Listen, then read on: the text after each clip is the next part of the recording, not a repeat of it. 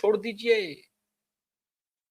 China ने बधाई दी है मित्रों गणतंत्र दिवस की, और बधाई संदेश में कहा है कि हम दोनों राष्ट्र आपसी विश्वास को और मजबूत करेंगे, दोनों राष्ट्र एक दूसरे पर डिपेंड करेंगे और आपसी रिश्ते को एक पड़ोसी होने के नाते और मजबूत करेंगे। गणतंत्र दिवस की शुभकामना संदेश में कमाल हो गया।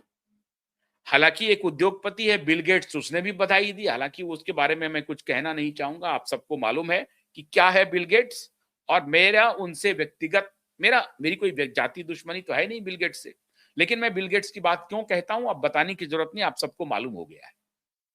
बिल गेट्स ने भी बधाई दी। बाकी यूरोपियन यूनियन के तो सर्वे सर्वा भारत में ही थे, चीफ गेस्ट ही मौजूद थे। तो पूरा यूरोपियन यूनियन समझ लीजिए, 27 देश, 32 देश, यूरोप के सारे देश का रिप्रेजेंटेशन आ गया उर्सुला और एंटोनियो कोस्टा के रूप में। डोनाल्ड ट्रंप ने बधाई दे दी और सी जिनपिंग ने बधाई दे दी। बाकी दुनिया के देश बधाई दे ही रहे हैं, सबने दी बधाई। लेकिन यह महत्वपूर्ण क्यों है? इतने माशूक कैसे बन गए? इतना उन सारे नेताओं का दिल मोदी पे आने लगा यकायक। भाई ये कैसे हो गया? बहुत महत्वपूर्ण खेला है।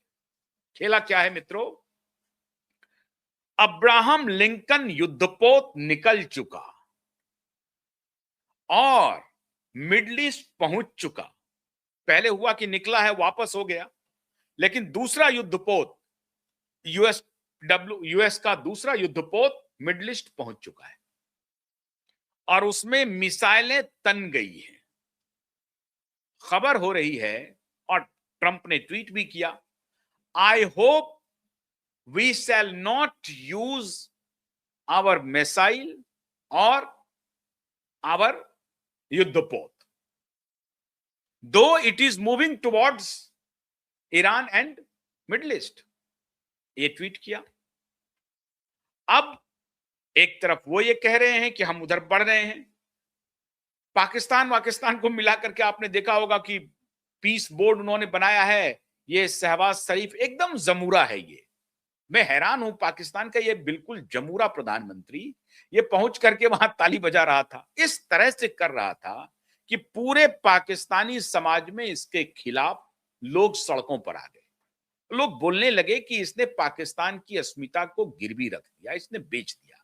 इसके पहले तो मौलाना मुनीर बेच के आया था, और ये जिस तरह से व्यवहार कर रहा था अपने ही मुस्लिम देश के खिलाफ, अपने ही गाजा के मुद्दे पर उसने पीस बोर्ड बनाया है, और फिलिस्तीन को लेकर के फिलिस्तीन मार्च निकलता था पाकिस्तान में। अब उसको ये क्या जवाब देंगे? तो ये है पाकिस्तान का असली रूप। वो किसी का नहीं है, वो एक अपरचुनिस्ट बिरादरी बन चुका है जो अपनी ही कौम को धोखा दे रहा है। कम से कम फिलिस्तीन के मुद्दे पर तो पीस बोर्ड में शामिल नहीं होता। पीस बोर्ड में क्यों शामिल हो रहा है? क्योंकि डोनाल्ड ट्रंप को वहां अपना रियल एस्टेट बनाना है। उसका दामाद, डोनाल्ड ट्रंप का दामाद प्रेजेंटेशन दे रहा है। क्रॉनी कैपिटलिज्म का इससे बीभत्स रूप आपको देखने को नहीं मिलेगा। डोनाल्ड ट्रंप का दामाद इवन डब्ल्यूईएफ में भी वो प्रेजेंटेशन दे रहा है कि कैसे हम गाजा को आगे बढ़ाएंगे। 60 देशों को निमंत्रण दिया, 15-16 देश गए। वो दो कौड़ी के जो देश हैं वो पहुंचे इनके पीस बोर्ड में शामिल होने के लिए, तो पाकिस्तान भी पहुंच गया। भारी थू हो रही है, और ये कोई दुनिया नहीं, दुनिया जो कर रही है कर ही रही है, पाकिस्तान की आवाम शहबाज शरीफ को थूक थूक कर रही है।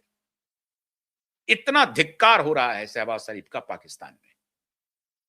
अभी कुछ दिन पहले वेनेजुएला के मुद्दे पर यूएन में पाकिस्तान का जो रिप्रेजेंटेटिव था उसने जो अपना स्टैंड लिया था वो बड़ा साधा हुआ स्टैंड था। उसने कहा कि हम अभी वेनेजुएला के घटना को दूर से देख रहे हैं, लेकिन जो कुछ भी हो रहा है वो ठीक नहीं हो रहा है, ये कहा था पाकिस्तान के यूएन रिप्रेजेंटेटिव ने।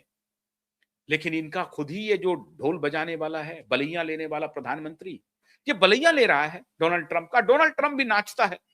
भारत पीस बोर्ड में शामिल नहीं हुआ, भारत पीस बोर्ड में शामिल नहीं हुआ, ना तो इसकी चर्चा की, ना उस पर कोई बात हो रही है, कुछ नहीं। इनडिफरेंट है, इनडिफरेंट इसको कहते हैं, इनडिफरेंट।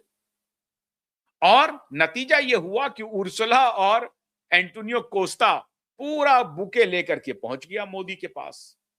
पूरा यूरोपियन यूनियन के साथ deal of the deal of the day, mega deal, deal of deal sign हो गया। सभी देशों के साथ अब एकदम से फ्री ट्रेड एग्रीमेंट है, आइए जाइए। इतना ही नहीं, भारत के वर्कफोर्स को अमेरिकी धक्के के साथ, जो एक बड़ा धक्का लगेगा अमेरिकी सैंक्शन या टैरिफ से या उसकी अन्य पॉलिसीज से, उस भारत के वर्कफोर्स को यूरोपियन यूनियन लेने के लिए तैयार हो रहा है, अपने दरवाजे खोल रहा है। फ्रांस, जर्मनी, स्वीडन, इटली, ये सब अपने दरवाजे खोल रहा है।